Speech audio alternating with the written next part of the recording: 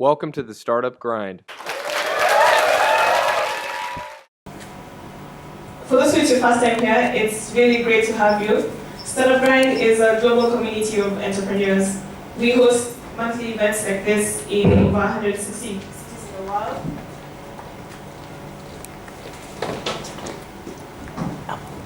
Over 160 cities in the with the aim to educate, inspire, and connect entrepreneurs.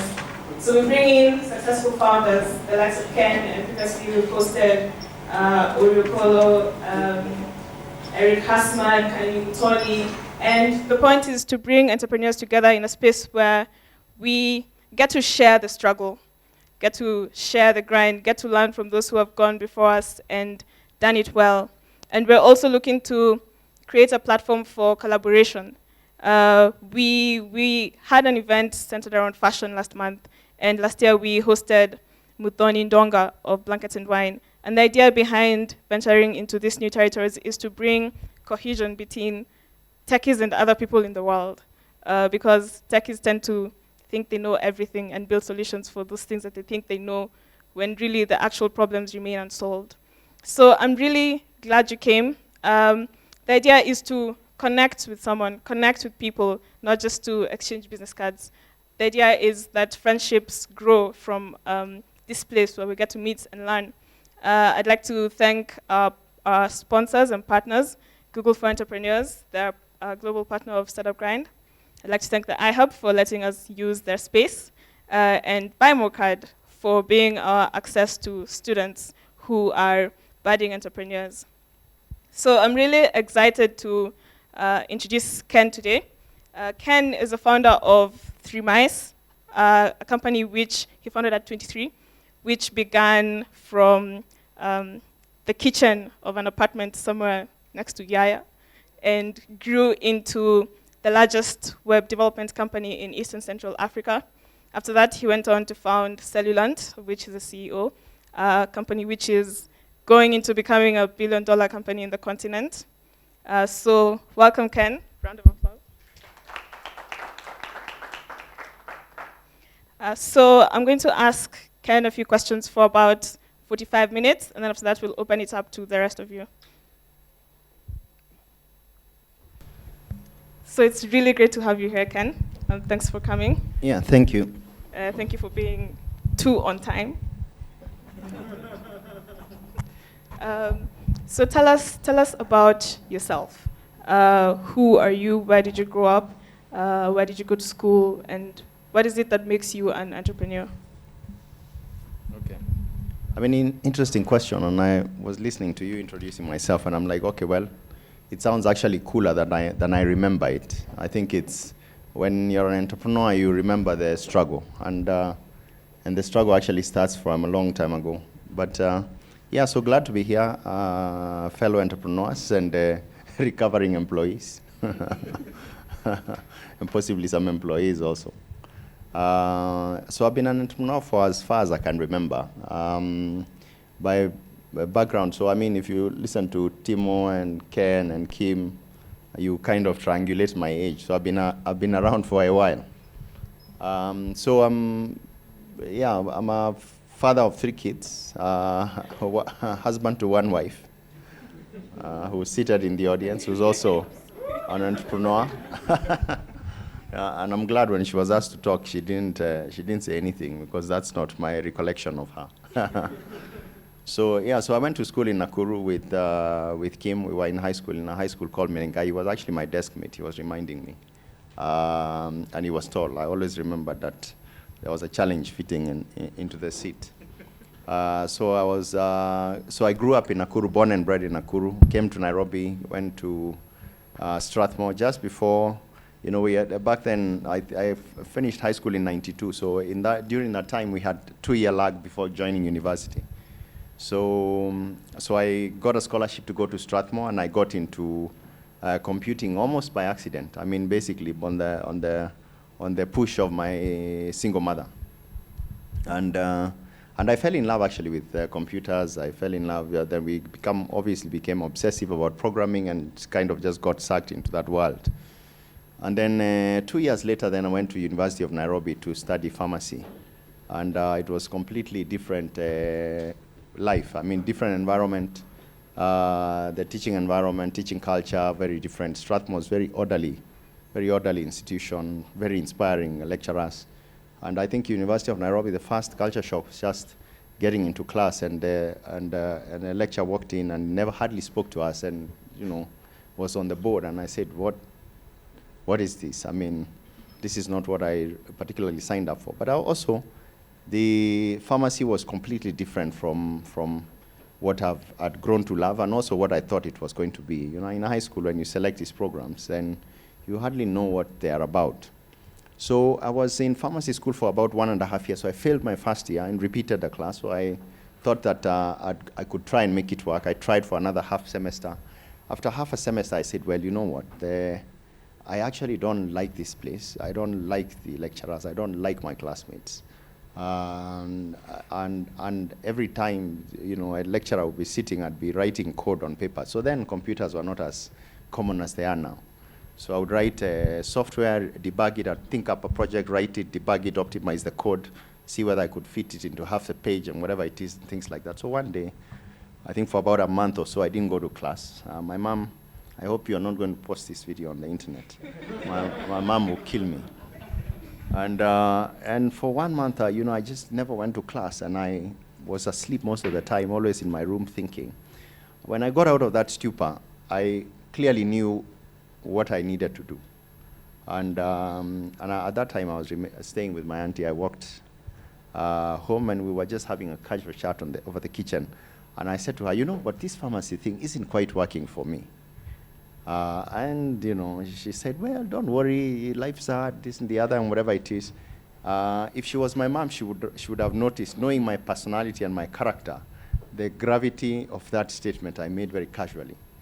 And then the next day, the next weekend, I just moved with my stuff, my mattresses, blankets, whatever it is, and then, of course, the family went up in arms. Because this great dream of this guy being Dr. Njoroge and this and the other was completely shattered. and that's it. And so I kind of knew that I wanted to go into computing. By then, I'd started to kind of develop a little sort of interest towards internet. But I knew that I didn't want to be a pharmacist, and I knew that I didn't want to be a doctor. So I got off, dropped out of school, university, went back to Strathmore, did another 1 year or so, but in the meantime also got a job with one of the first ISPs. So I was an intern for about 6 months. Because I had so much interest in computers, in that short period of time, I hardly slept. And then I discovered this world of the internet where you could learn everything. You could, there was this world of knowledge. And my sort of focus around the internet was born. When I look at basically that very defining moment in my life, I think that, so I was generally a rebel. I mean, I always disliked being told what to do. I was very stubborn. My mom always says very stubborn. She still says I am. My wife still says I am. My colleagues still say I am. So I was a rebel, always wanting to sort of be a master of his own destiny. So when I took that decision to move out of pharmacy school and go back into computing and begin to look at this world of actually building a business, being an entrepreneur, it was almost impossible to change my mind. So I immersed myself, worked for 6 months, moved to another larger ISP to head a web development department. And 1 year thereafter, I basically left to start my first entrepreneurial venture called 3 Mice. So basically I always, when I look back, I almost feel that it was almost like a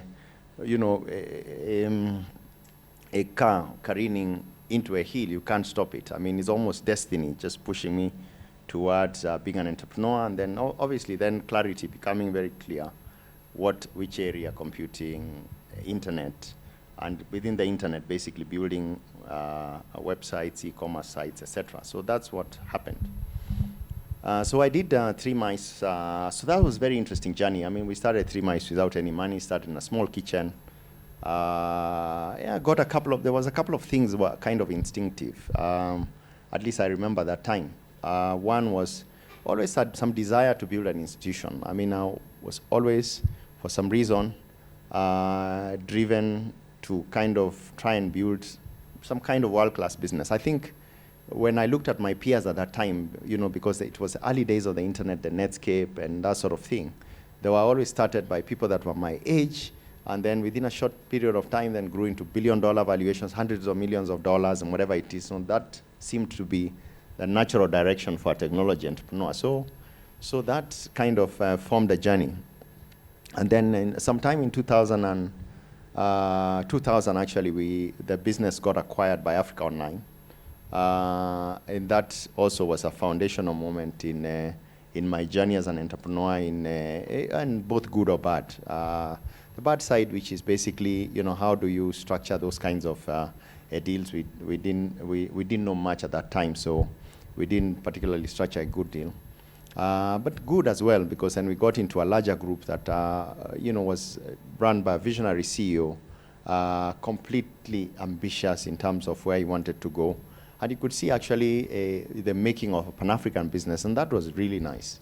And also, I think the founder of Africa Online at the time also took a liking for me, so he spent a lot of time with me a little bit. So I got sort of my first early doses of mentoring in a tech environment.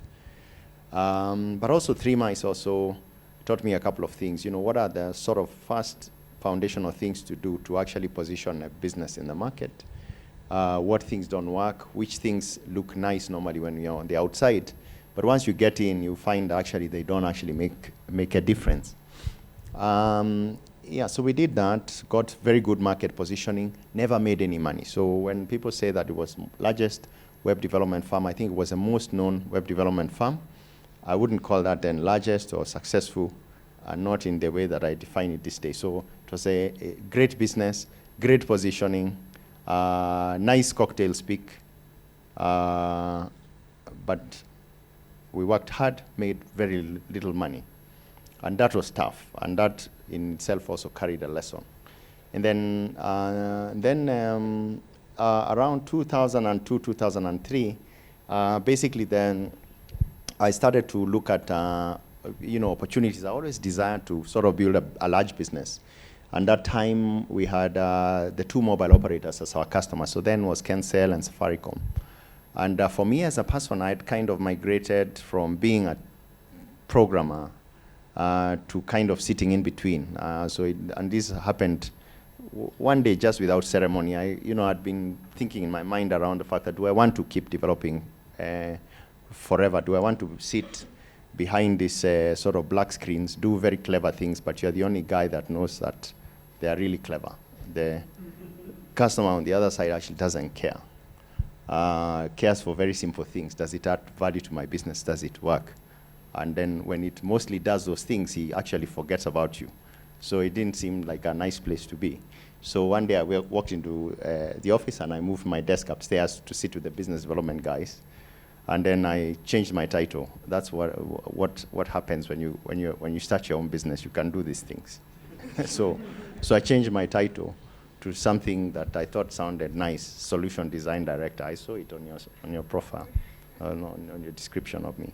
And ideally, that meant I sat in between, went with the sales guys to the customers, and as they talked and whatever it is, I started to obsess around these things that we build. Do they actually add value to the customer's business? Because I figured that if you couldn't answer that question, then the customer will always pay you what they want to pay you, and therefore you could generally not grow. So in that journey of living in that thing, when we working with a lot of these mobile operator customers, I started to really become immersed in their businesses, what drives their business, what makes this tick. And it was very easy to see the growth of mobile and whatever it is. And then one day it hit me that, shit, this thing called internet actually maybe will make its way into the mass market in a form factor that's different from the way we see it. Because, coming from the internet, you saw the internet in a PC and a web browser, etc. And it occurred to me that, hang on, that actually, when you break that apart, it's an application and a connected consumer and some kind of user interface, and that's what's happening in the mobile space. So my bug to go into the mobile space was actually formed during that time. And so one day, just like entrepreneurs do, I walked into the office, and but then we had a team of about 25, and I walked downstairs. I said, you and you come.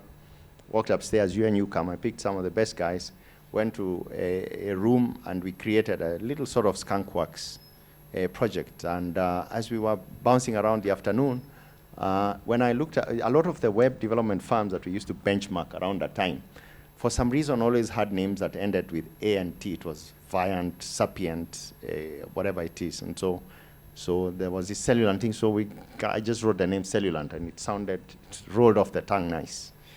Wrote it on the wall, and we started to figure out, and I gave them a simple brief. I said, look, guys, there's something in this mobile thing. Let's figure it out. And then, so we had this sort of skunk work. We used to spend a couple of hours figuring out what we want to do with this mobile thing and whatever it is. And I tried to basically get this as a foundational agenda within 3 mice.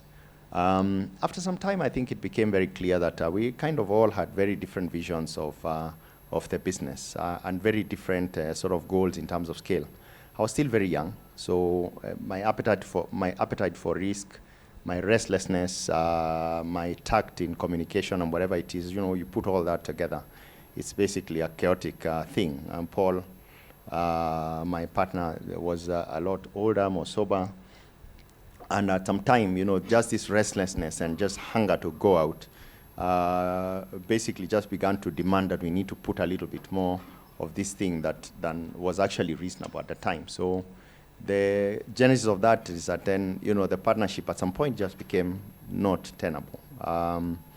Ultimately, then that path led us to actually doing a deal. So I owned half of 3 mice. And ultimately we said, well, I will sign off my shares, and I take off Skunkworks and a couple of the good guys. I think Timo was one of them. And and Cellulant was born, and I sort of transitioned into Cellulant. One of the contacts then that had made contact with was my co-founder, who became then my co-founder at Cellulant, was a Nigerian guy called Bolaji, who I met at dinner in accident. And that time, of course, when I had all these wild dreams of taking 3 mice across Africa, I looked at Bolaji, and I thought that he could help us expand into Nigeria, because, if you're looking at Africa, you can't miss Nigeria. And we said, well, Bolaji, you have 2 choices. Maybe do you want to continue with the web development dream, or should we look at mobile? And he said, yeah, let's look at mobile. I think it's an interesting area. So we started Cellulant, 3 mice, Cellulant with Bolaji, and a small team. A couple of the foundational pieces of what Cellulant became, became set in stone. We wanted to still be a Pan-African business. We wanted to build $1 billion business. By then we hadn't defined it, whether is it revenue by value. I mean, we didn't understand those concepts at that time. Motivations might have been different. Maybe Bolaji, I suspect, wanted to be on the cover of Fortune. For me, I think it just looked like the thing that a successful technology entrepreneur does. But it was just, we looked at each other, and without sort of any written commitment, we knew that's what we wanted to do.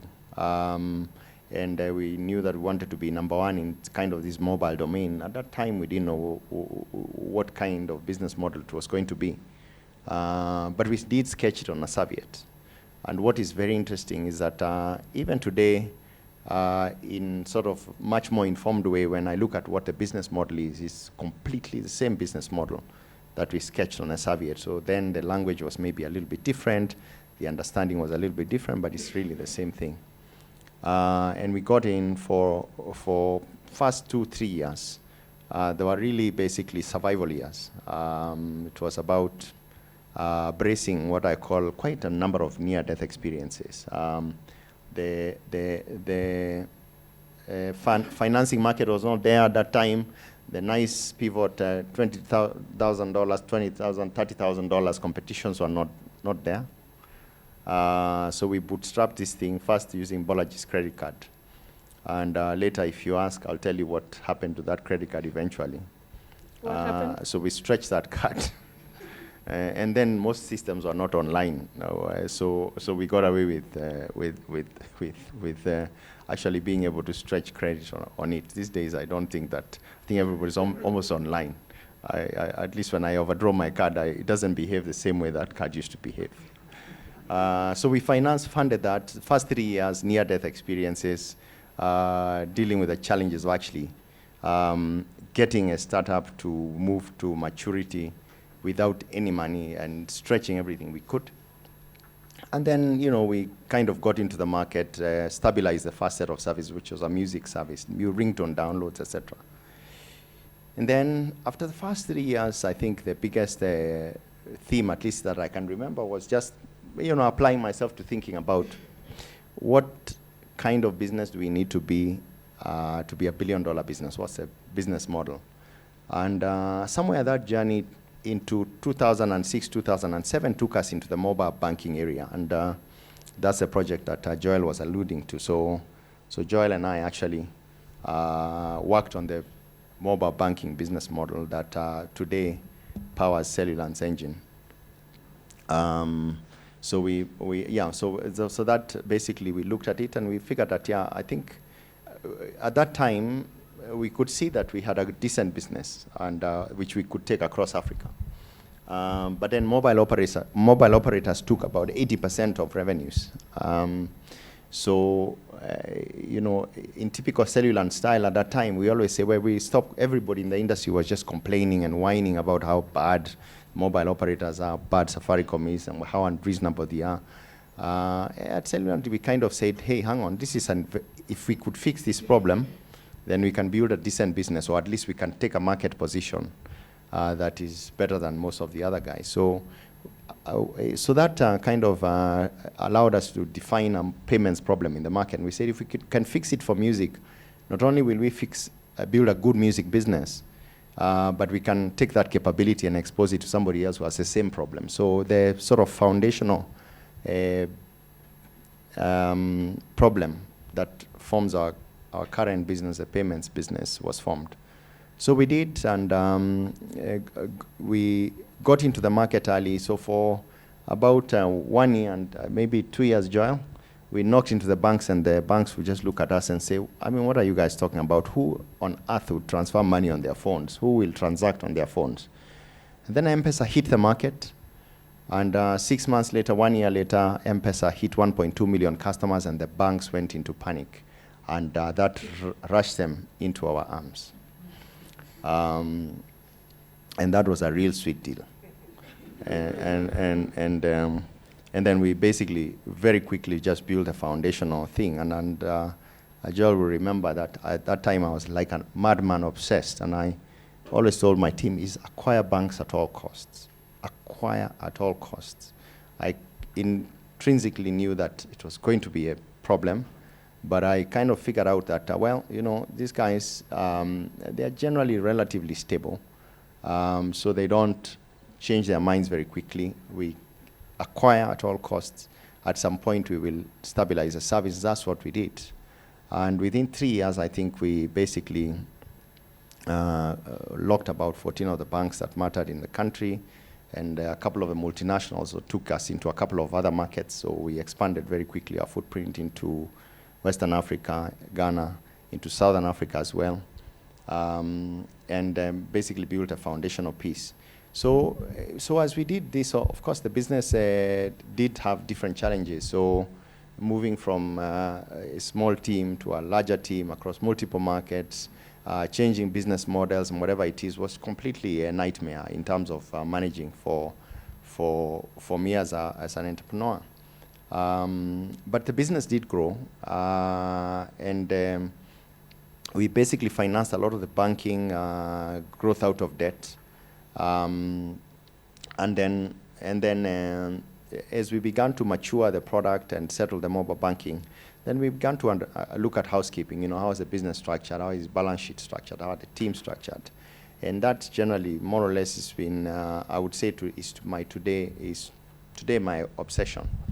So what are the good things is the business has grown over the years. There's no question about it. I, as a person, has also grown. Third thing is I really enjoy the thing that I do. What is it that is that sucks in that journey? Is that everything always took twice as long as you always thought it did. And that's why my friend Restless Joel is no longer there to enjoy the actual realization of the nice business models we built on Excel. They really looked pretty on Excel until you look at them for year one and you realize actually the real world doesn't actually respect Excel. Excel is nice, you change a figure and the numbers really look nice.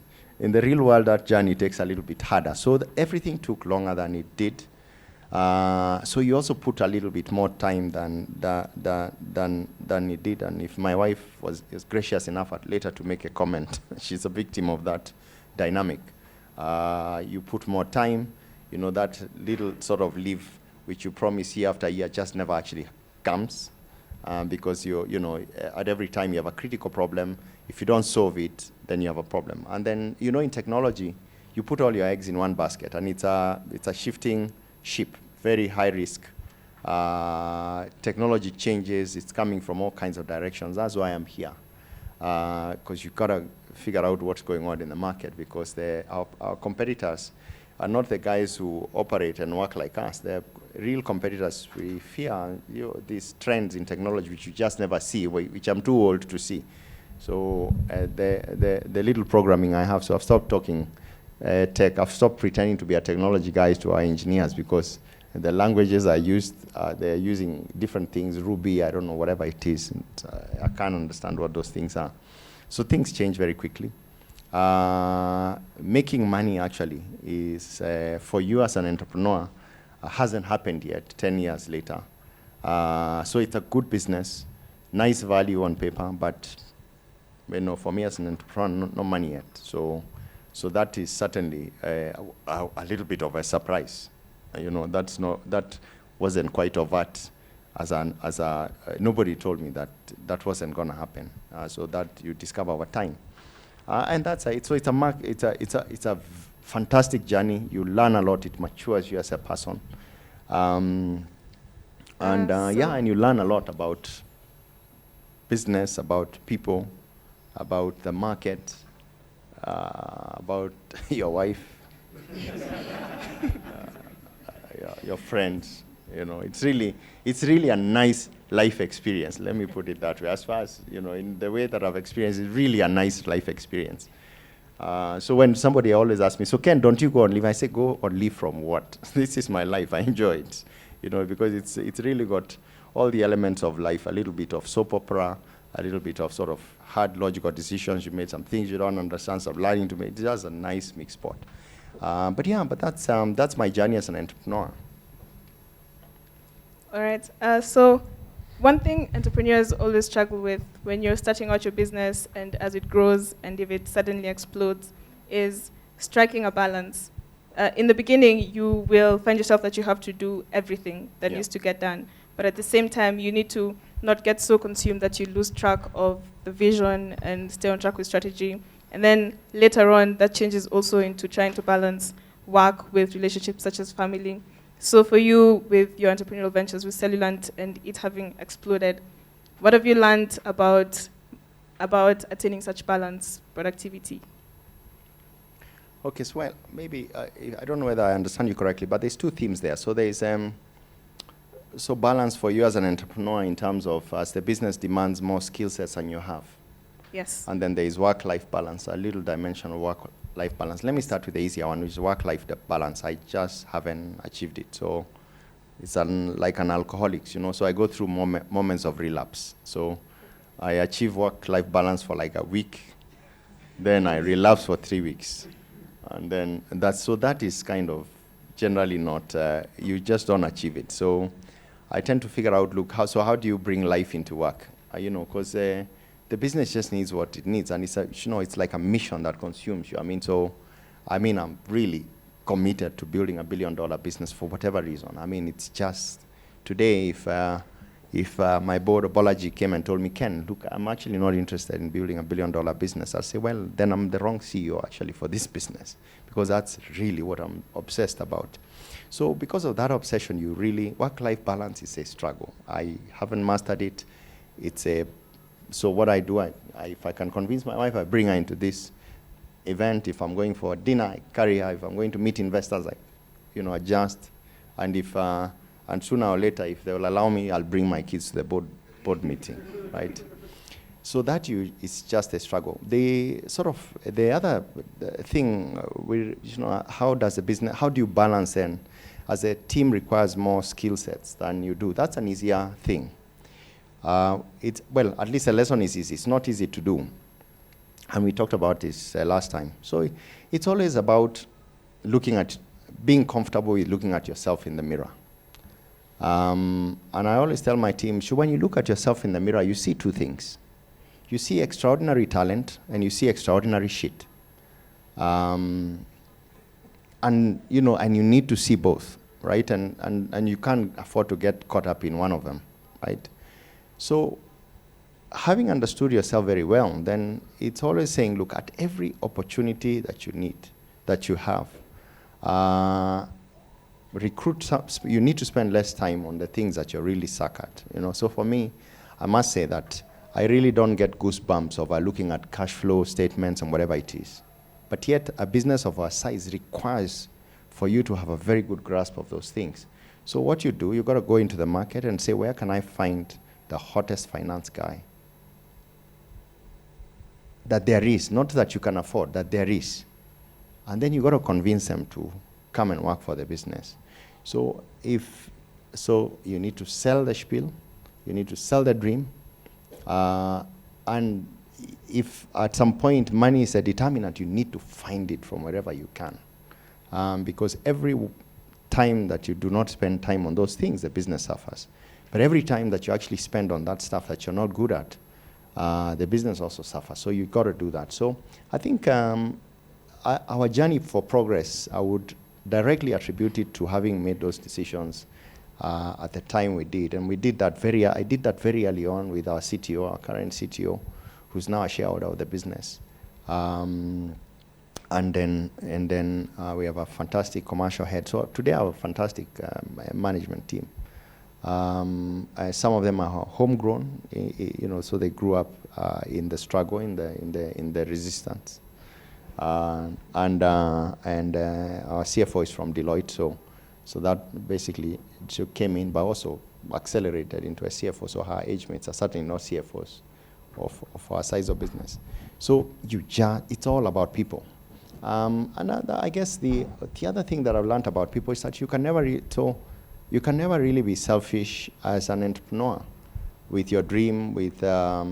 You got to be generous to really keep great people with you. It's a team sport. I mean, building a good business, it's really a team sport. And it's about basically recruiting an army of soulmates. They are not usually many. I think in my sort of quick hypothesis around technology businesses, there'll be 3 or 4 recruitment decisions which are going to be ultimately critical as to whether you grow or not.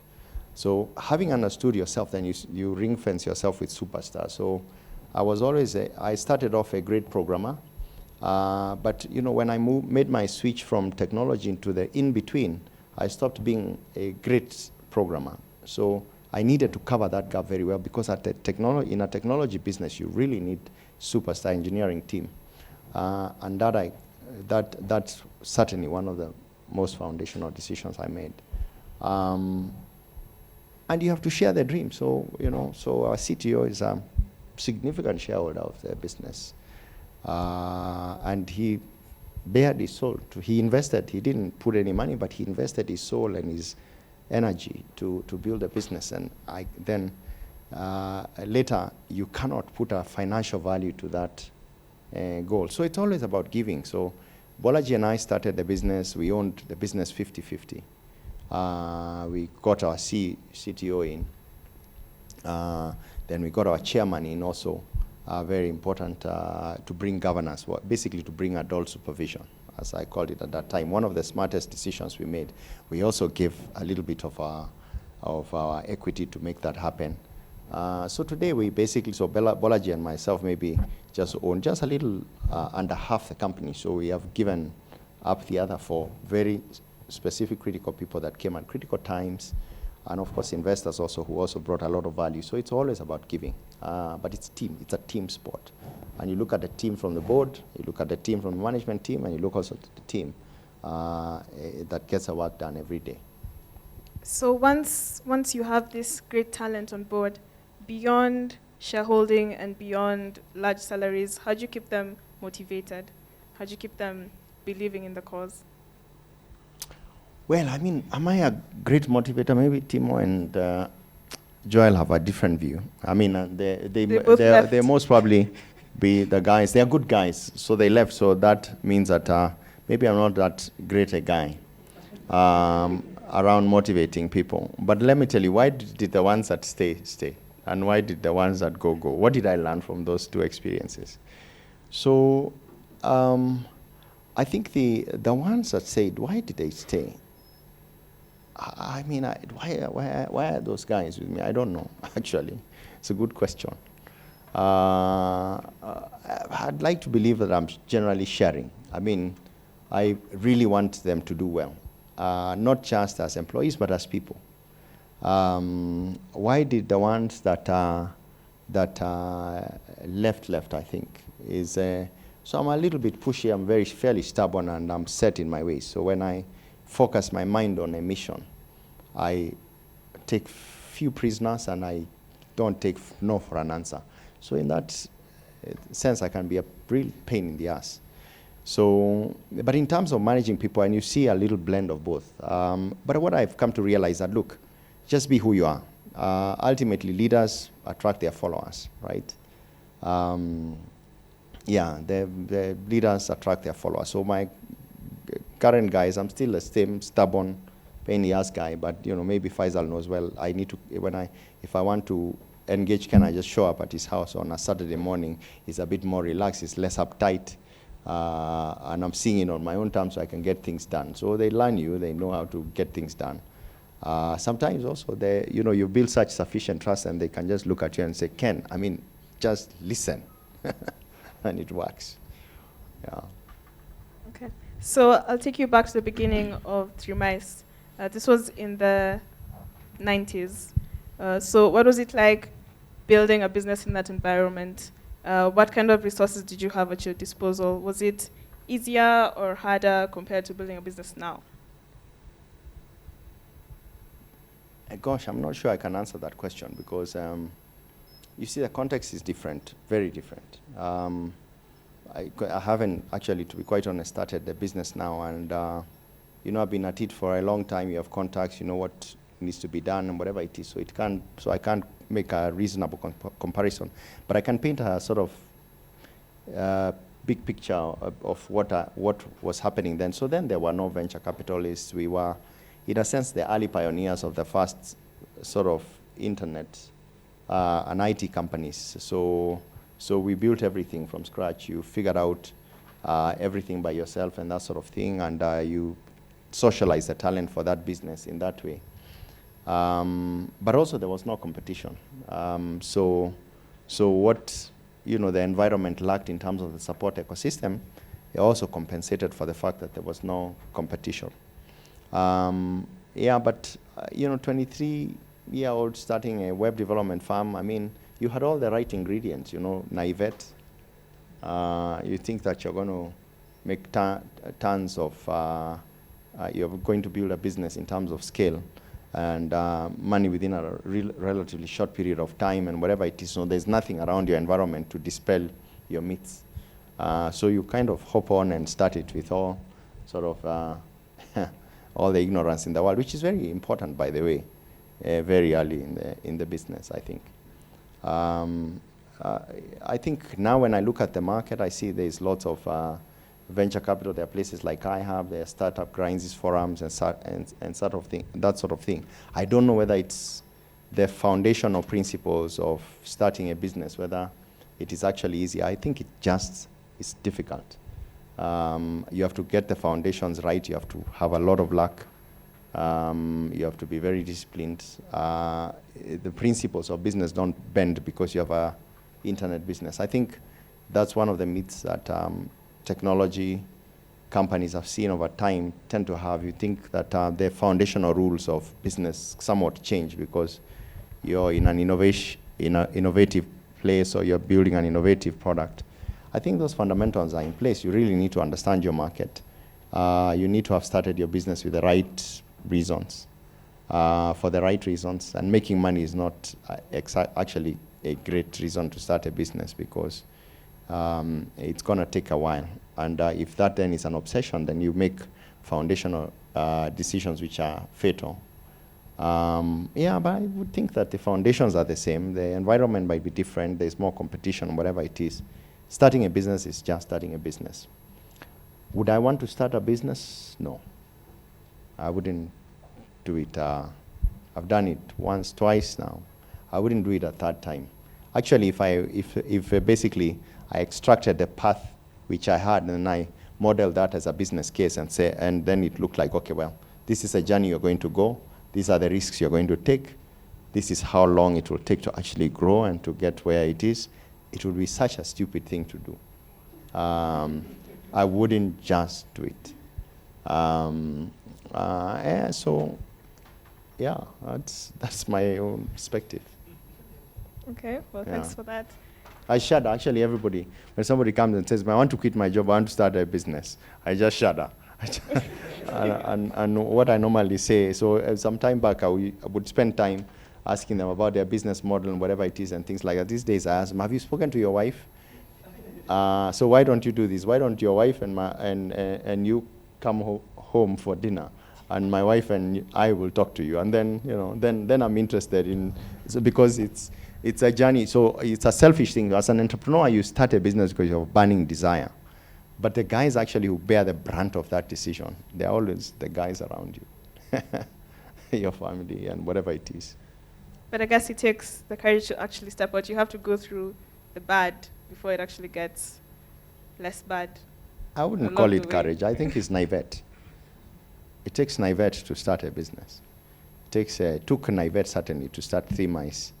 At that time, it also took naivete to start Cellulant with $1 billion vision and $3,000 in our pockets, right? Not courage. I wouldn't say that we were just courageous. We were just outright dumb, outright naive. Because the business models we were doing is that you say, well, Safaricom has 5 million customers. We are going to start this service, 10% of them are going to use it per month and whatever it is. And guess what? You switch on those services day one, and then you realize that actually consumers had a life of their own. So it's not like they were, these guys, they were not sitting around looking at the phone and saying, when is this Cellulant going to come on?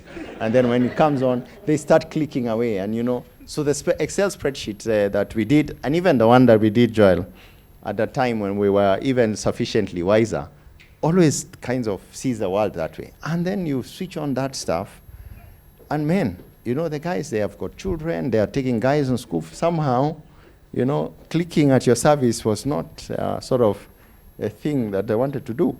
So it takes naivete, courage. I'd like to know whether there's an entrepreneur here who started a business on courage. Me guys in the army, then those guys and do courage. In business, let's agree that we are just plain naive, or we are cushioned by some capital somewhere. But yeah, that's my thoughts. Okay. So tell us about the 3 Mice acquisition by Africa Online. How did that conversation begin, and were you happy with the end result? Is there anything you've learned now about dealing with investors that you wish you could have applied then? Yeah, I think, so that was an interesting thing. So what ideally we ended up doing, and I don't know whether this is right to say in a public forum, but what we ended up doing is we got a loan.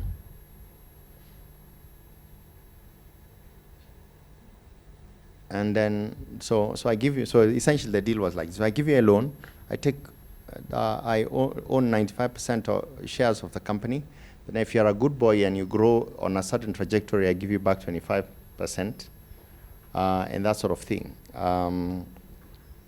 So that, in the end, was how the deal ended up. How it started, of course, was completely different. So what did I learn from that thing? One is that these guys called lawyers, their good ones are extremely expensive, bad ones are super expensive. So today when I walk into a transaction, I look at the specialization of that transaction and I say, who is the best lawyer in the world that I know that is a master in this space? So that's how I start. I'd rather than say, let me go and fight with that guy about fees, but I am not confused about getting the best that there is. Secondly, is that actually once you take out a language, the foundational principles, you really just got to understand them. So I don't sit and assume that, well, these are lawyers that are talking, they're talking legal speak. I like to understand the principles. And I just not afraid to ask and say, well, so what the bloody hell does that clause mean? And why is it like that? Why can't you simplify it, So I'm a pain in the ass also for lawyers. And I say, well, why is it that, why do you write documents only the two of you can understand?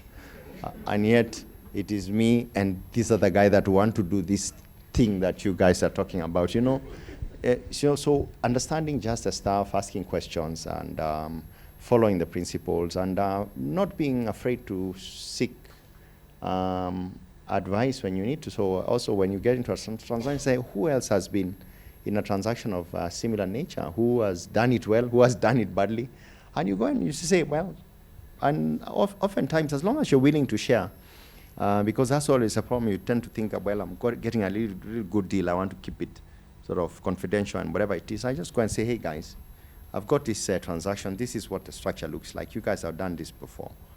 And I'm always amazed that people are always willing to share, and they say, well, we did a transaction like that, we structured it that way, we lost this much money, this is what we got wrong. And so my attitude towards legal transactions is always fully engaged. And if for some reason I cannot have the time to be fully engaged, then it's not the right time. And the third big, profound lesson is that you should always walk into a deal knowing very well that you should be prepared to walk out at any one point. You should draw a red line. When you walk into a deal, you say, well, you should do that before the deal, so that you're not under duress. And you say that actually the rationale of this deal makes sense up to here. Beyond here, the deal doesn't make sense. You should make that decision before you walk in. And when the red line is crossed, just walk out. Because you remember, you drew the red line without duress. You are in your sane mind. You are not influenced by how long you guys have been doing it. Like in the 3 months days at that time, it was a very tough time in the company, and we needed to grow. I could see the market wanted our services. And then, so you are in this transaction, and then you have actually invested this money before you ever got the check. You now see, I'm going to buy the servers, that talented programmer which I met and whatever, and those things cloud your judgment in signing the deal, even when there was a flag around foundational terms changing during the process, it just doesn't flag. So draw the red line before the deal. And throughout the deal, if the red line gets crossed, just say, thank you very much, gentlemen. I think we've spent 6 months of a great meeting you, and walk out. You're always going to be better off. So those are my sort of lessons out of the deal itself. Okay. So with Cellulant, you've grown to many different African countries. So what was the expansion plan there? How did you decide this is where we're going next, and this is the product we'll have for this country? Yeah, I mean, it doesn't really evolve that way, to be quite honest. I mean, we started off with a very strong foundation that we wanted to be across Africa. So that was a desire. So there was a strong foundational pillar that we wanted to be across Africa. So when opportunities for us to be in a country did pop up, we took them. So when we went into banking, a couple of the early multinational banks took us to Zambia, took us to Botswana, took us to Ghana, and we did. And you know, at a phase of the business, you know, so we were obviously a business that had been there for a while, but in the mobile commerce space, which was more or less a business of the future. So first, you couldn't tell which direction it was going to go, but instinctively you knew that, you know, you needed that, you know, if you had a banking piece, that, you know, you'd have a critical piece, and you kind of instinctively knew it was difficult for somebody else to get it.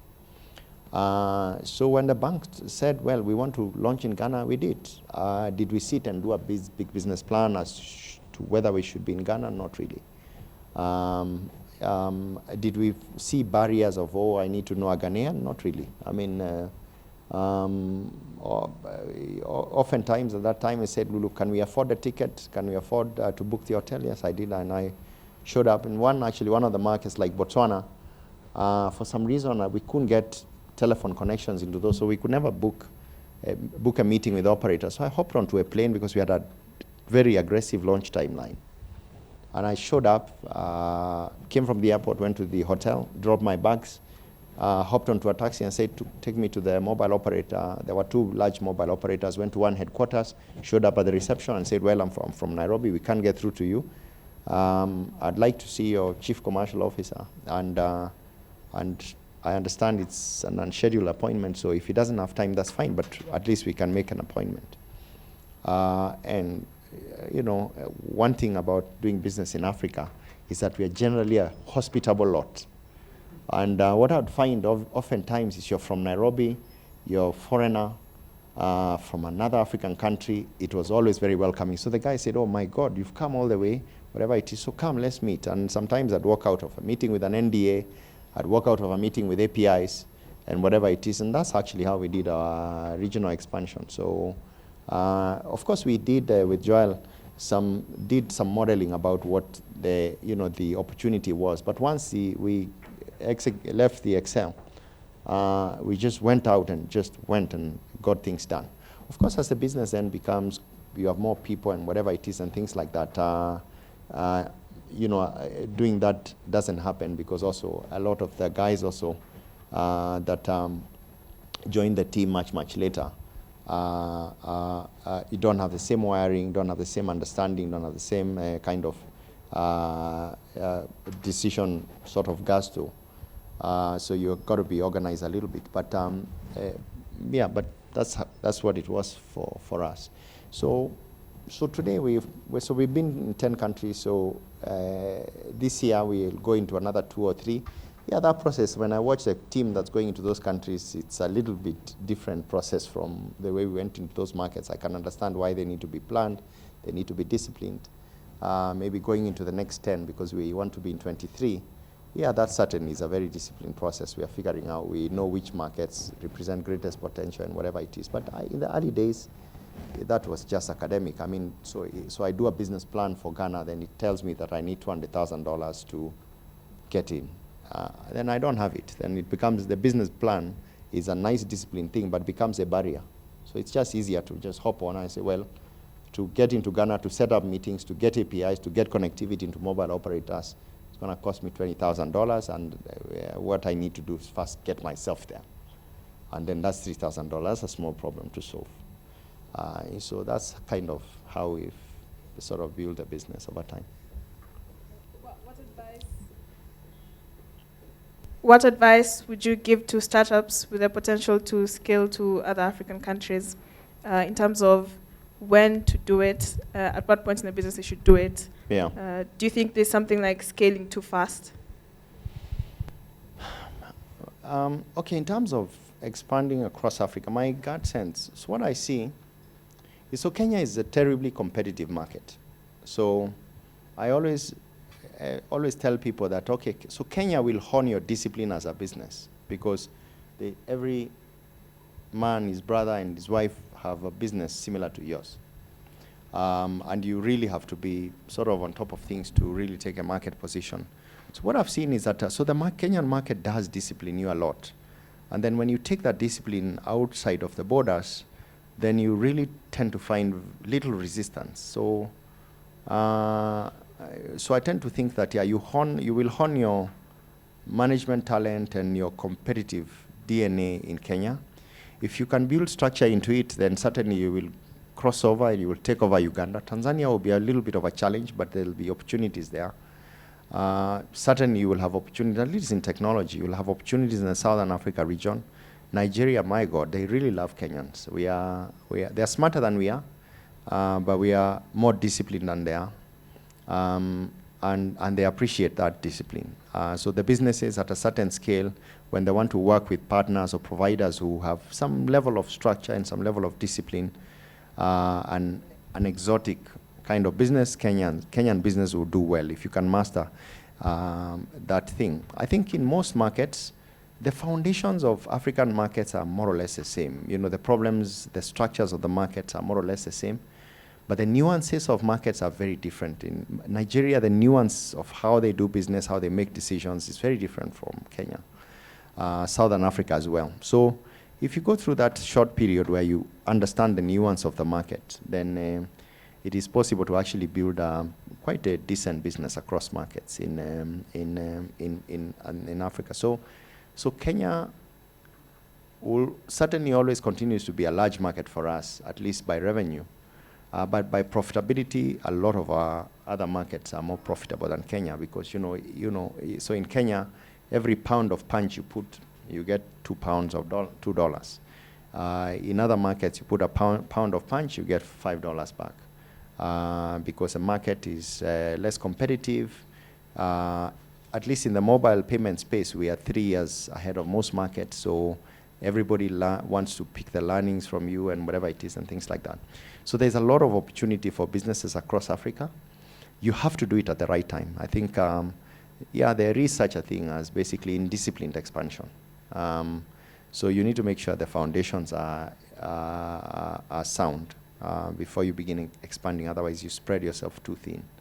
I think we started expanding a little earlier than we were ready. But that context, we only survived because we were very mobile space. The mobile payment space, Kenya was generally ahead. So we actually had the time to learn. But if we try to do that now, the market would punish us severely. So expanding at the right time is very important.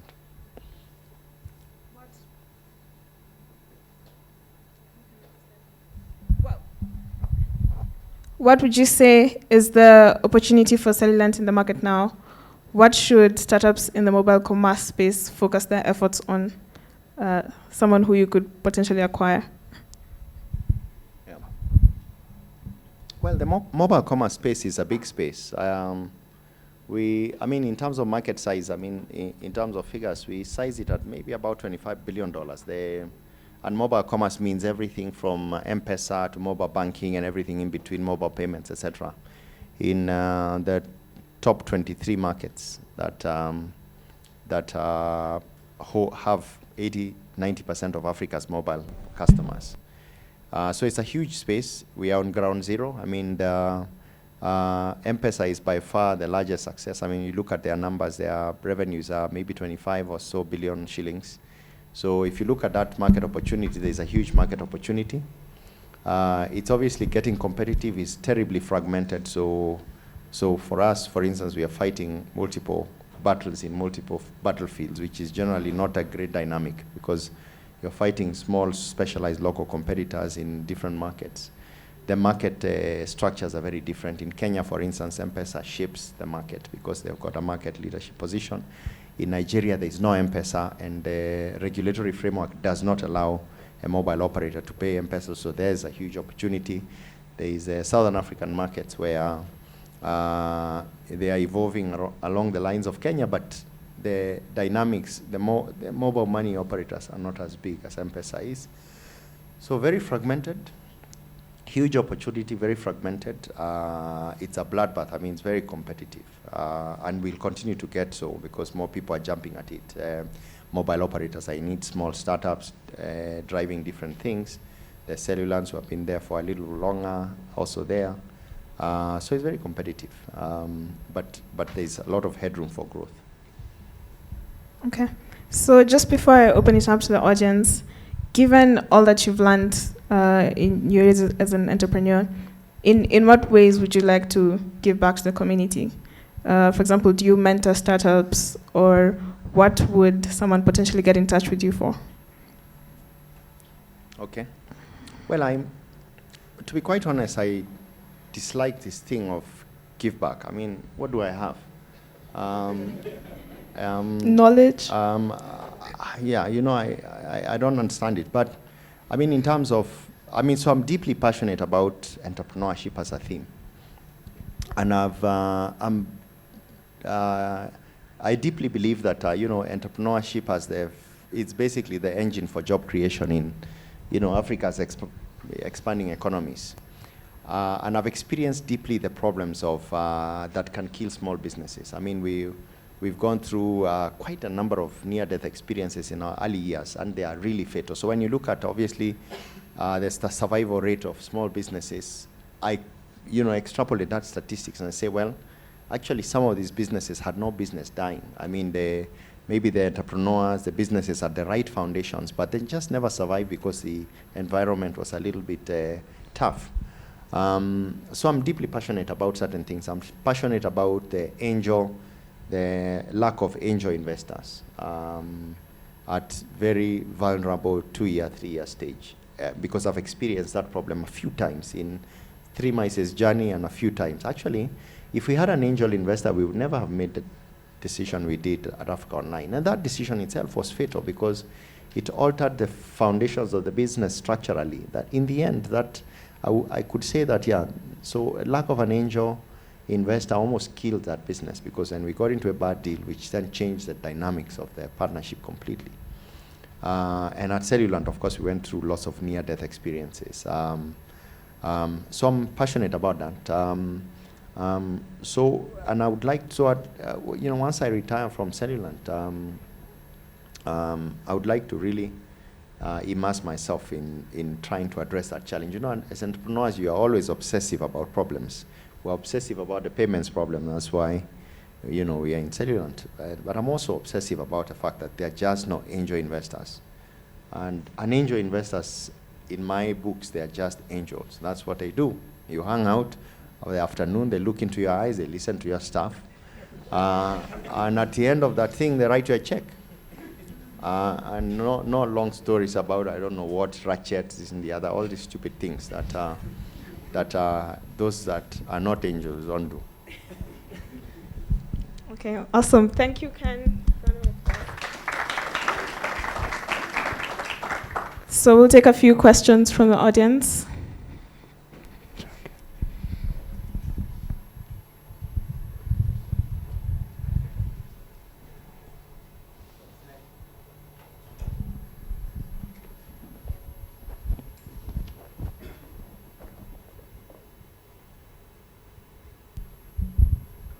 Okay. Hi, Ken.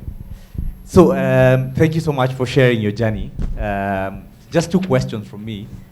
I've been reading this book, The Hard Things About Hard Things. And I want to hear more about, you spoke about some near-death experiences.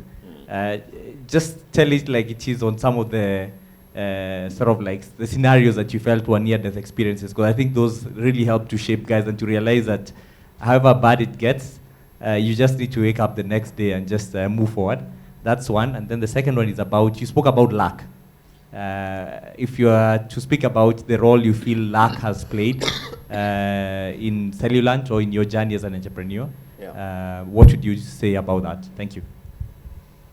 Okay, yeah, I think those are good questions. So near-death experiences, there are many. But in Cellulant's journey, they always had something to do with financing gap. And that's why I'm generally passionate about this angel thing. And ideally, what they were always about, I think in Cellulant, we went through a couple. I think one memorable one, which has shaped me a lot of my thoughts about what I'm going to go do next in the future, this issue of angel. And I remember what happened. So you get into the market, and you got this nice business model that 10% of Safaricom's customers will use my services. That's 2 million guys at 50 shillings and whatever it is. And then you get in, and that's not what it is. But then you've taken servers on credit, you've expanded capacity, people hired, whatever it is, and things like that. Then it doesn't pan out for one reason or another. So we went through this period. I think it must have been in 2005. And so then we had gotten past the hard time. So we'd gotten a service in the market. And we had actually, by this time already, clear that, we could see how the revenues were kind of evolving, but we had a serious cash flow problem because mobile operators paid in 90 days. And then we were early in the market, so the processes to actually make that 90 days happen were just not there. So it could take 90 days, sometimes 120 days, and sometimes even longer. And then, so you've got this scenario where salary is not paid, rent in the office not paid, rent at home is not paid. And my wife, I apologize for repeating this again, these are painful experiences. And your team's salary is not paid for 3 months, 4 months. And everything is hanging on such a balance that any little thing can actually kill the business. So today, at that time, if your head of technology walked out, you're almost dead because you need to unjam this thing. I mean, you need to keep services going, you need to keep the things running. So that's really a stuck near-death experience. Your rent at home is not paid. Your water's running out. So basically, there's nowhere to hide. So that's a near-death experience. So, how do you cope with that, I think? I really don't know. My partner, Balaji, deeply believes that there's a loose nut in my head. That's what it does. So I think, I can't explain, but you go home, you sleep, and then in the morning you gotta wake up and go and face the beast. And you have to go out and just systematically break down the problems. And in that process, you'll be amazed at what actually happens is you turn everything upside down. When you sit at home and you're sitting as you're staring at that TV, as you're thinking about that problem, after 1 hour of staring at that TV, then you actually look at this thing, how much time you actually spend time watching this thing? Can I sell it? How much time do I really spend looking at this thing? So it's always just a to go. You have a good night rest, and you come back and you just try and address the problem. So really, this one of these near-death experiences, and then you want to figure out, okay, so where are you going to get? Because then revenue is not my problem, it's cash. This dips, and then luck, always as it always happens. I remember, so your bank will give you any credit, you've sold everything you can, you borrow from every friend you can, basically you're completely dry. So one of these fine days, I got a call, and it's from one of my suppliers. So as a young business, never hide from your suppliers when they call you. That's the moral of the story. So I pick up this call, and of course I'm generally now bracing myself for a conversation because then you have paid this guy for 6 months.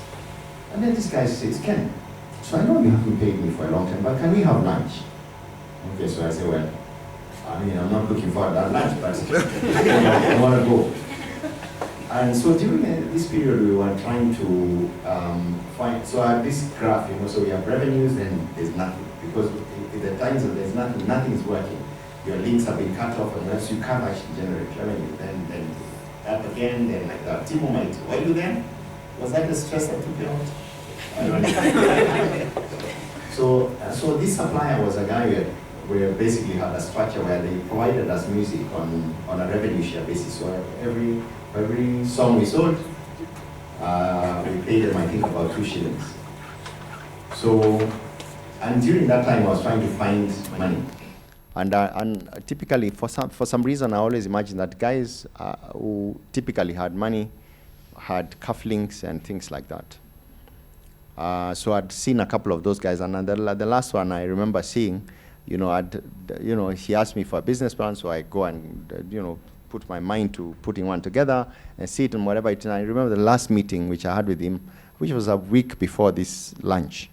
And so the guy looks at this thing and says, Ken, your debt to equity ratio is all off.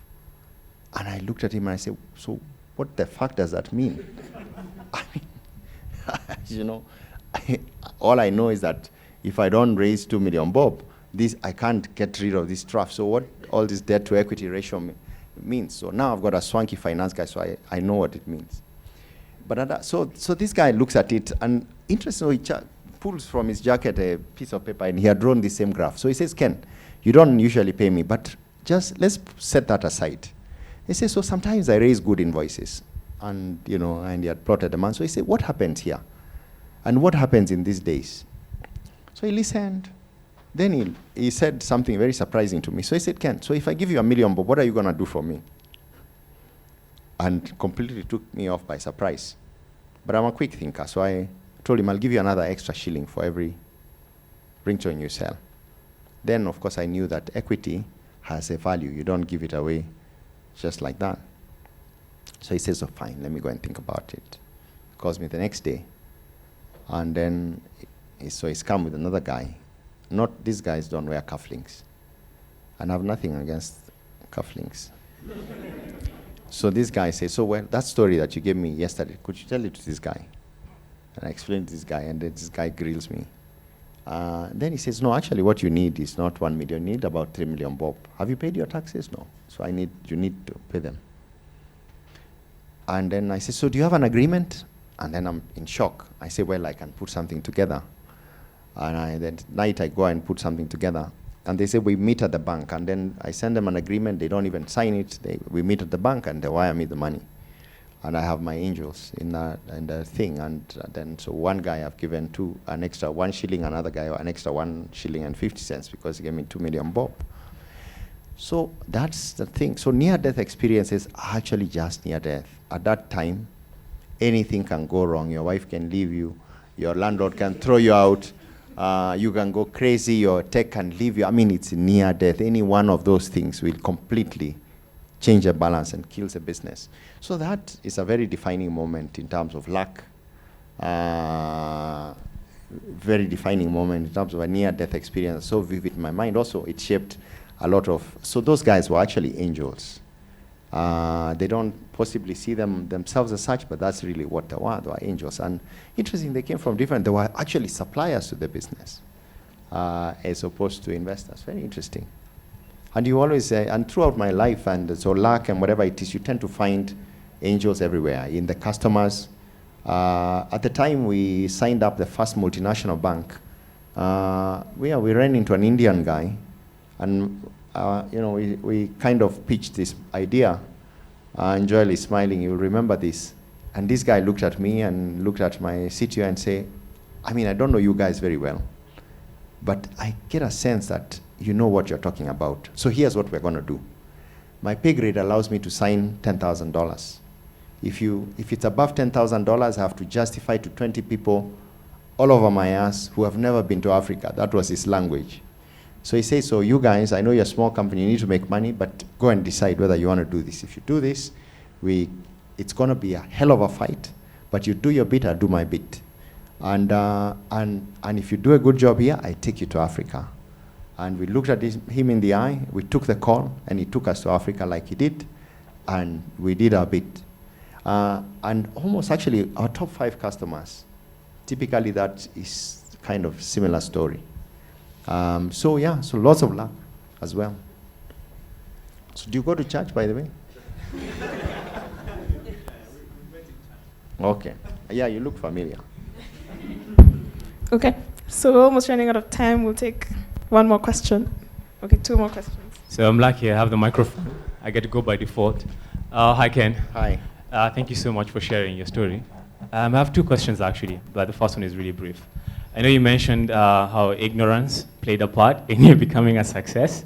I'm keen to know, how did you choose your first product, ringtones? How did you come about ringtones and decide this is what we're going to go with? And the second question is, You talked about basic principles and foundations of a business, whether it's a tech business or any other business. And in your opinion, what are those key principles that a business needs to stick to? Okay, so let me qualify this ignorance. So ignorance about what it takes, not ignorance about the market. That is completely unforgivable in my books. So when we chose a ringtone business, we really had read everything we could on that business. So we really understood the business very well. So there's no excuse about getting into a market and being ignorant about the market. We were ignorant about what it took. What was the journey going to be like? But we're never been ignorant about the market. And the second question is sort of key principles. I mean, there are many, but so some remarkable things I think which were sort of pertinent in our journey was deciding very early where you want to go. So for us, when we made a decision that we wanted to be $1 billion business and nothing less, it shaped every decision we made. The way you looked at talent, the way you identified market segments, everything. And because we knew that it wasn't a convenient goal, it was just an unshakable goal of what success meant. So when I looked at a decision, I said, which is the decision that $1 billion businesses make? And it was never, some of them were never convenient in the short term, but I had a guiding light. So that clarity is very important, I think, early. It sorts out a lot of sort of fluff in trying to make decisions around things. The other one, I think, is deciding, what kind of business do you want to be? So in my sort of simplistic view, I see two types of businesses. What I call lifestyle businesses, and then there is basically sort of enterprise, I would call them. So lifestyle businesses is essentially the type of business where, you run a business, you make 30 million bob at the end of the year, your costs are 20 million, then you take 10 million bob and you share it with your partner. That's a lifestyle business. And there's no right or wrong, it's just a choice. Entrepreneurship, enterprises are the kind of business where you make 30 million bob, you take 10 million bob and you go into a new country or start a new market and whatever it is and take nothing back. You don't go and buy yourself a mortgage. So you got to choose which kind of business you do, because those businesses determine, you will make very different decisions and ideally should have very different expectations of those business.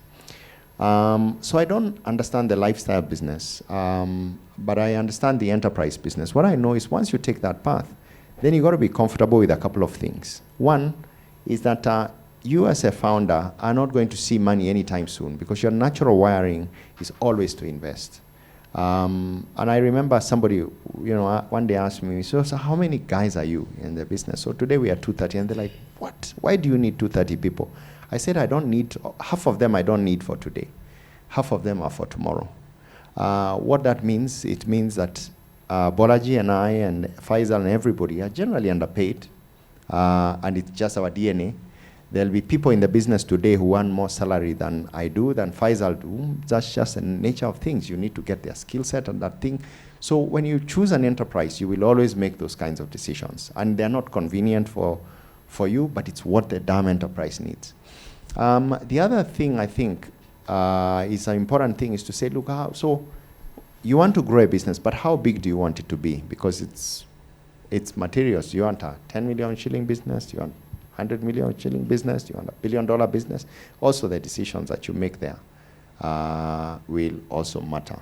So if you ask me very quickly what the quick takeouts that I found were great guiding pillars in my life, I would say those are some of the most foundational.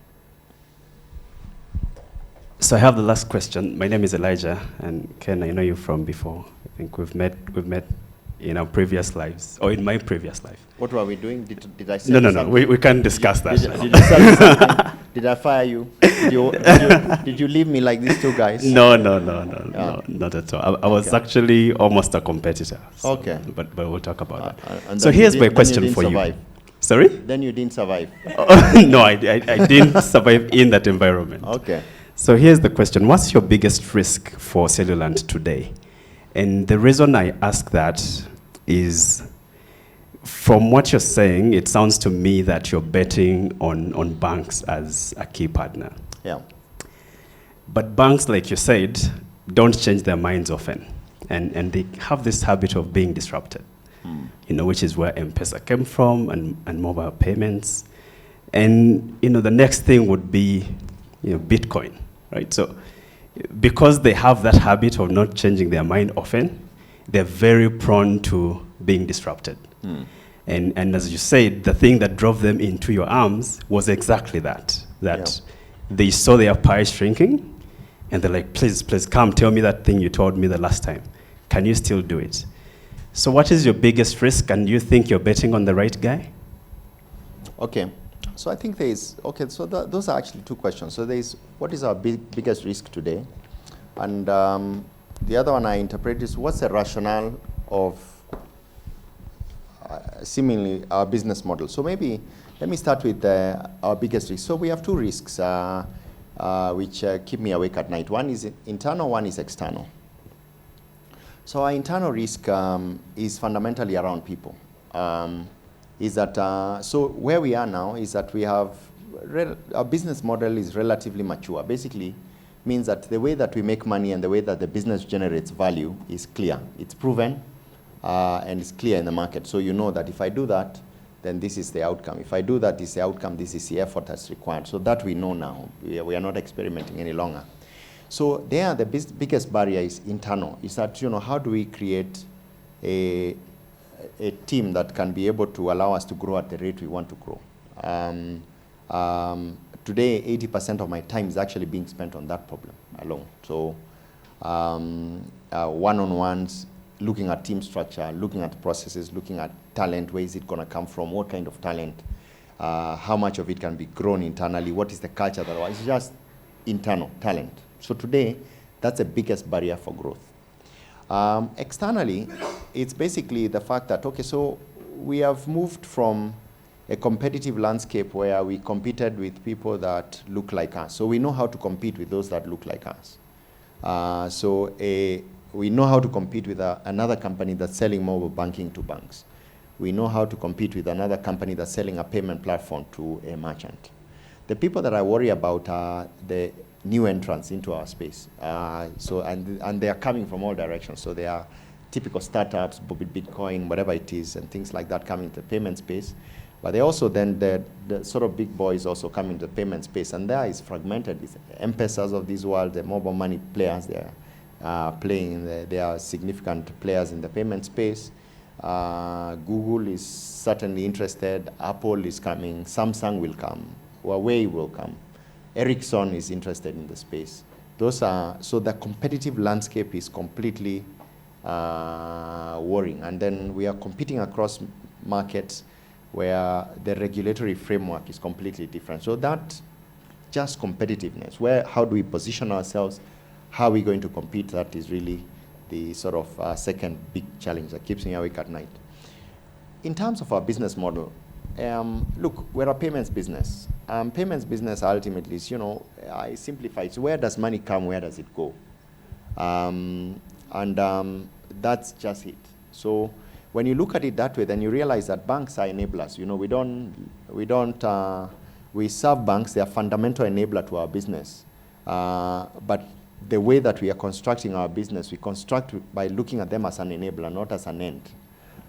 So when you look at it that way, then this very thing that you describe, which is the fact that then they are generally slower than they should be, becomes an opportunity, because then as an enabler, they realize that trend, and then they want to work with somebody who kind of will figure out this payments landscape. So today, despite the fact that we don't actually have salespeople, banks do work to us because they realize the market has changed. So that's it. Of course, that does mean that, so when you have a critical enabler in the pillar and they don't move as quickly, that's a big challenge. So we are always continuously wondering also, how do we make banks move as quickly as we should? And that they were very slow at the beginning, but now I think with the M-Pesas of this world and those kinds of things popping up, they certainly realize that status quo cannot be maintained. So today there's not a bank CEO across any of the countries. If you ask them, what's the number one priority? They'll tell you technology. And if you ask them, so what in technology? They'll tell you payments, mobile banking, whatever it is. They realize it. They also realize they can't move as quickly, so they're willing to partner a little bit more. And that dynamic is good for our business. One more? Sure, one more. Somebody with something to share?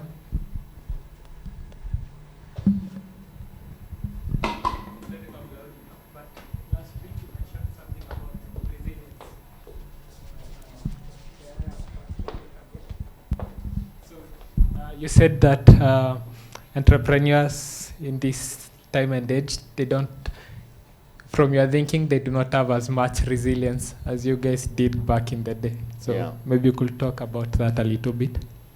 And maybe I was passing judgment, and it's just that every time I'm sort of in a IHAB party, I meet young guys, they always say, so Ken, where's the money?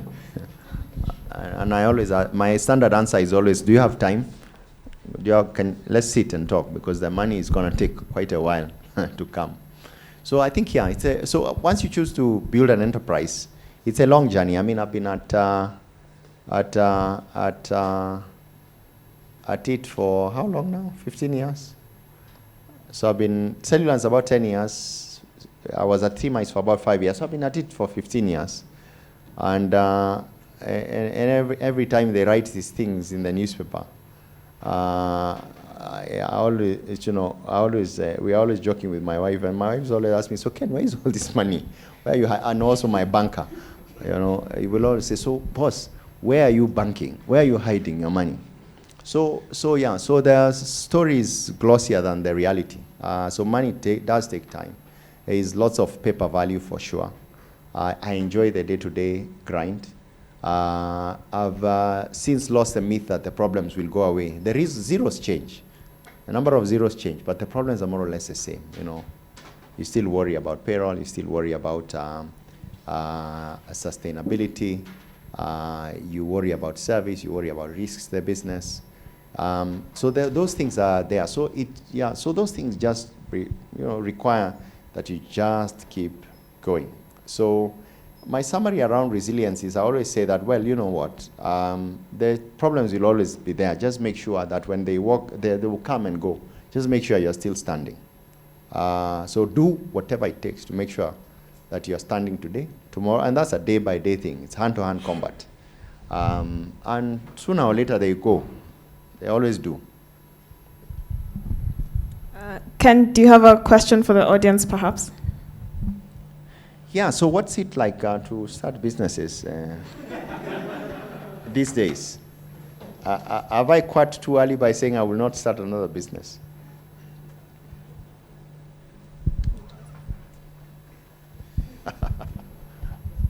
Elijah?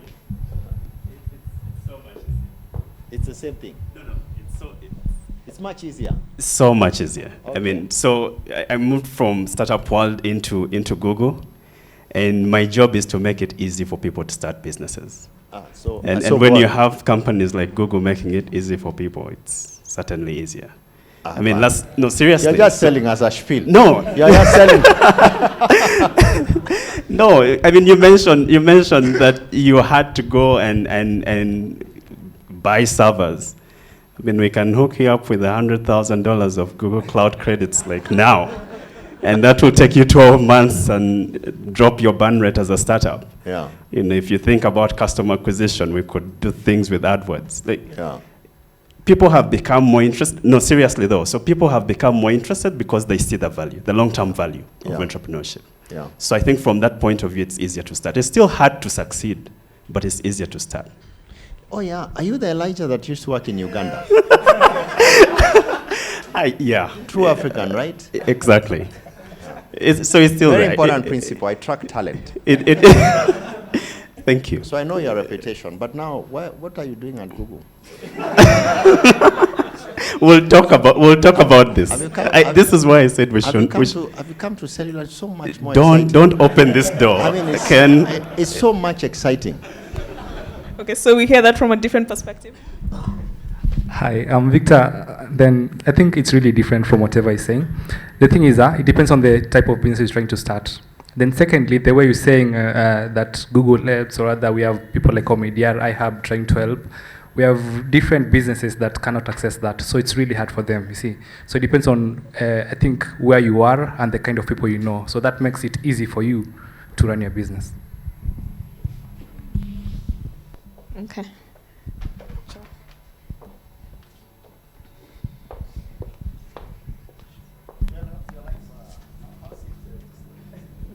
It's very good.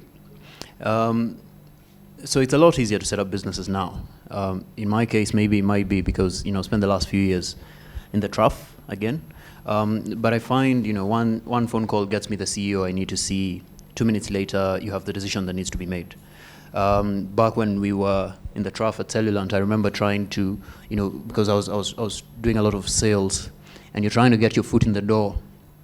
First of all, you don't have the airtime because it was ridiculously expensive. So now you can afford to make 40-minute phone calls off your cell phone sitting in the back of an Uber, getting work done.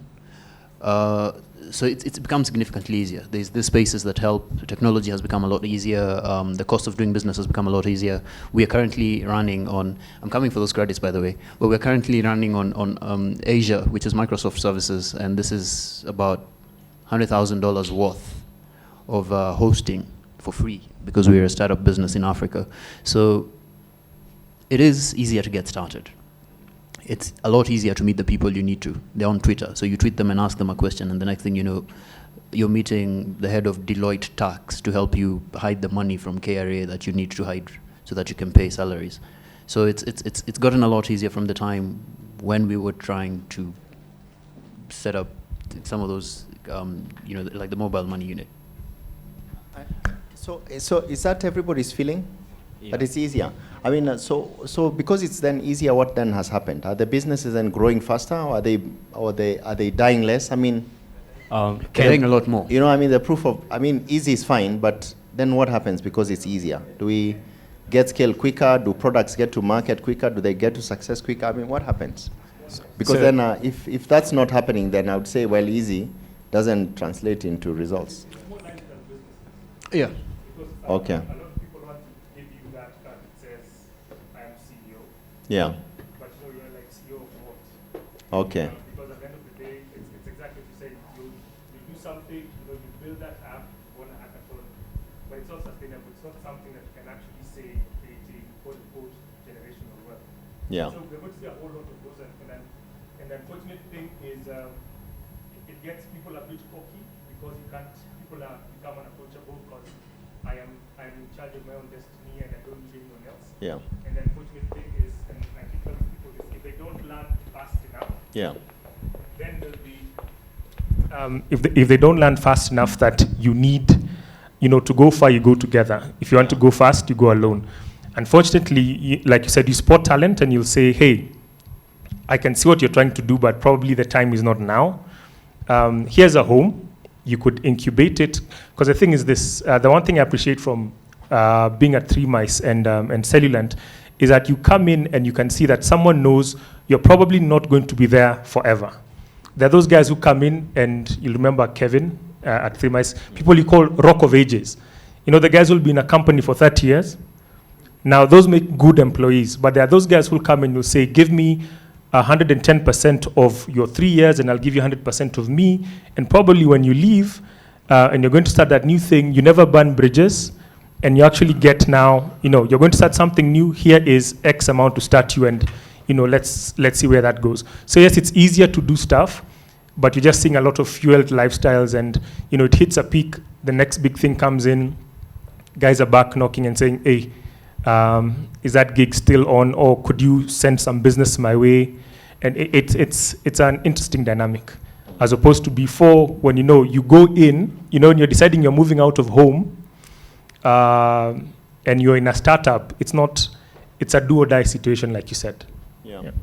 I always worry about that. That easy thing kind of creates a bubble that doesn't quite give entrepreneurs an opportunity to really anchor on the real values of business, because those never changed, because accessing finance is easier, setting servers is easier. The foundational principles of a good business, as far as I'm concerned, really haven't changed. And And so that's what I see when that theme of resilience, when I run into sort of some of the new entrepreneurs and whatever it is, and it worries me a lot.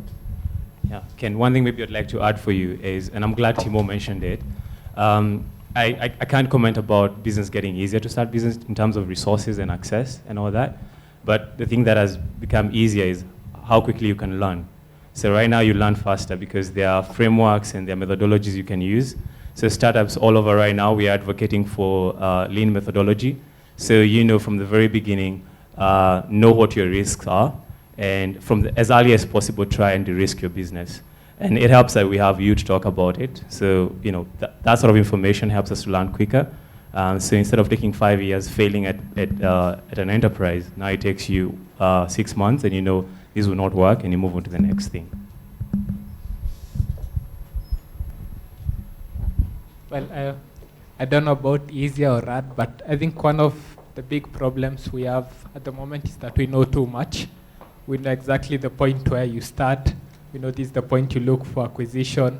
We know what a successful startup looks like, and we don't know our own story. We know what other startups and what other businesses look like and what they're supposed to be like. Yeah. And so somehow we don't get grounded into doing our thing. We get grounded in looking for, like following a path of expectations. This is how it will go, this is what will happen next. And so we get lost along that path. For me, that's what I'd say from my small experience at the moment.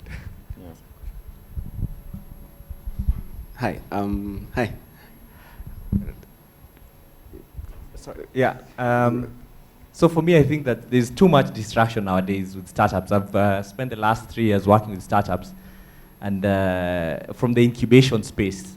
So like training them, coaching them, and you find there's just too much distraction. I feel like maybe during your time, when there was only one option, to survive or to survive, then that was the only option. But nowadays, there's so many options. You have your, you can always speak about how many, followers you have on Twitter. You can tweet about stuff and people can keep you excited and you can feel like you're making progress. You can say that, I've been featured in the newspapers, I'm on BBC, I'm on The Economist, blah, blah, blah. So I feel like there's so much distraction nowadays with companies that people forget what the real value is. And that's, for me, is one of the most critical things that has happened, at least of late, that I see with startups, that you meet with guys, they're trying 3, 4, 5 different things at the same time. Just getting them to focus on one thing just doesn't happen. So I'm curious. So, I came out, as Betty said, I came out because I'm kind of interested in what's going on in the market. And I read a blog about somebody who made a comment that all this hype about IT business in Kenya is actually hype. What's your sense out there? Is there, so beyond the sort of little pivot wins and things like that, what's happening? Are there more businesses which are now making it into the mid-stage out there? And which ones? And I'm just generally ignorant, to be quite honest. I've just been been in the kitchen. I feel like I've been in the kitchen for 10 years. I'll just say one thing, then I'll pass the mic. At least my view is that the guys who are making it, you don't hear about them. You just see them one day. They just show up on the door and they've made it. My view is that the guys you read about in The Economist and in BBC and on CNN and on The Nation and the Business Daily, most of them, the story is much more cooked than it is. But there are people who are really doing stuff. It just depends on which sector. And you have to they won't be everywhere. You won't see them in every other startup event speaking about what they're doing. They'll be busy doing what they're supposed to be doing in the office and just grinding, Hi, Ken. Hi, over here. Okay, I wanted to ask a question about the culture in your organization. What was it moving from, I guess, something like 10 guys to 230 guys? How did the culture change? How did you handle it as a CEO and all that? So actually that change has been really chaotic. So for me as a CEO, you know, I think that's one of the things that I didn't manage really well. Because so there's the aspiration of the culture in the business. There's aspiration of the foundation of values, what kind of business we wanted to build. But we didn't manage that process for many reasons, but we just didn't manage it. So my sort of focus now is actually to try and fix it and organize it. So you do see, so if I was to describe the culture of the business today, I see some parts of the business that are truly world class. I mean, there are sometimes you walk into some brainstorm sessions, whatever it is, just world class thinking. It's a beauty.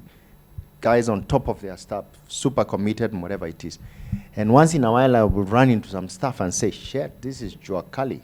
I mean, we've been at this for 10 years. Why is this happening in this business? Why is it happening in a business I run?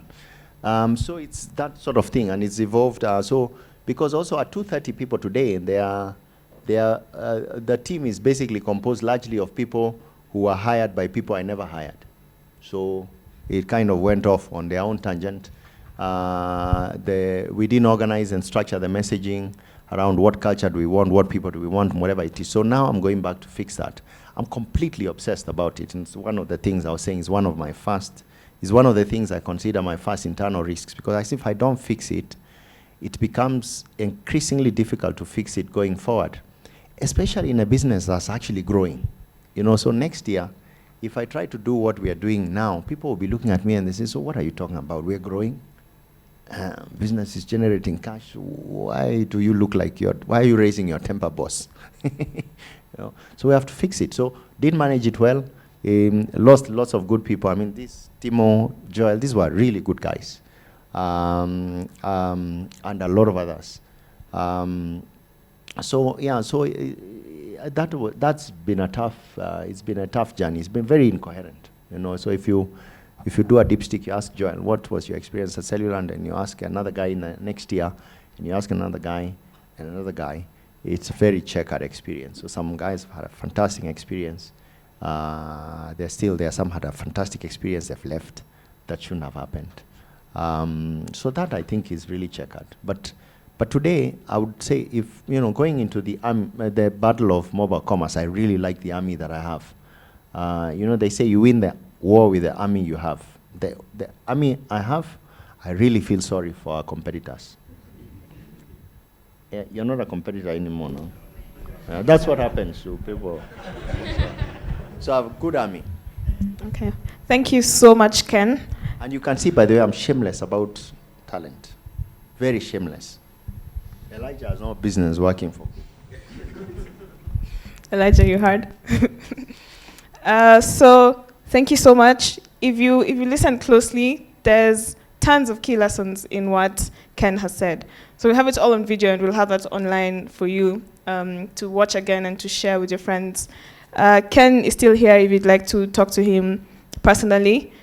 Please stay around, have some food and drinks. It's really great to have you here. Meet people. There are a lot of interesting people in the room. Make contacts.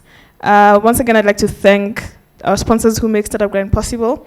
I'd like to say a big thank you to the rest of my team. Some of them who are sitting out there wouldn't be here without their input. I'm so grateful for that. And yeah, stay and have a good time. Thank you for coming.